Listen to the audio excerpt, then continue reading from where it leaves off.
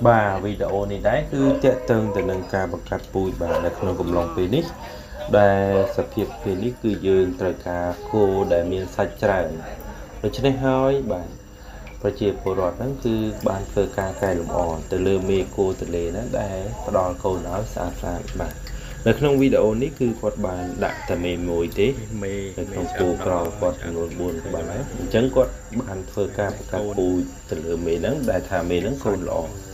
ហើយយើងឃើញថាគាត់បានទទួលនៅកូន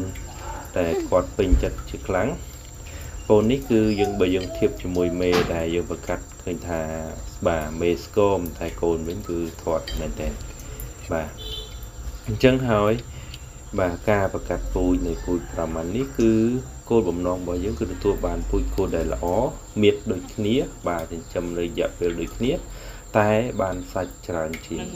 បាទ